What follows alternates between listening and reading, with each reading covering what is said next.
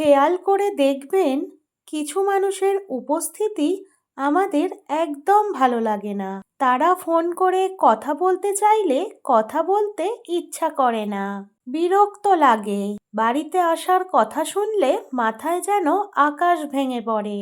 তাদের ভালো কথাগুলোও যেন আমাদের গায়ে জ্বালা ধরায়, কারণ এদের আসল রূপ আমাদের হাড়ে হাড়ে চেনা থাকে।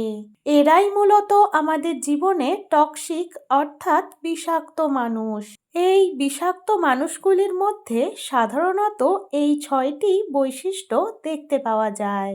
আপনার জীবনের সেই বিষাক্ত মানুষগুলোর সঙ্গে মিলছে কিনা অবশ্যই মিলিয়ে নিন।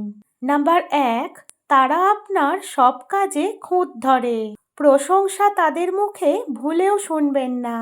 এমনকি অন্যরাও যদি আপনার সম্পর্কে ভালো কিছু বলে তাহলেও নাক সিটকায়, কিছুতেই সহমত হতে পারে না। নাম্বার 2, আপনাকে নিচু দেখানোর একটা সুযোগও হাতছাড়া করে না। আপনি যাদের জীবনের সাথে জড়িয়ে আছেন তাদের জীবনে তারাই একমাত্র গুরুত্বপূর্ণ এবং আপনি তাদের কেউ নন, এটাই আকারে ইঙ্গিতে সবসময় বোঝাতে চায়। নাম্বার 3, ভেলকি করতে খুব ভালো জানে। আড়ালে আপনার মাথা চিবিয়ে খাবে, কিন্তু লোকের সামনে এমন ভাব করবে যেন আপনাকে কতই না ভালোবাসে। তাদের এমন আচরণে আপনি নিজেই বিভ্রান্ত হয়ে যাবেন। নাম্বার 4, আপনাকে ফ্রিতে শুধু উপদেশ দেবে, কিন্তু কোনো সাহায্য চাইলে করবে না।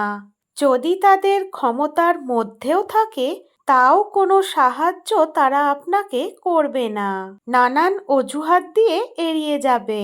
নাম্বার 5, আপনাকে অন্যের বিরুদ্ধে শুধু উস্কাবে। আপনি যাতে সবার চোখের বিষ হয়ে ওঠেন এটাই হবে তাদের একমাত্র লক্ষ্য।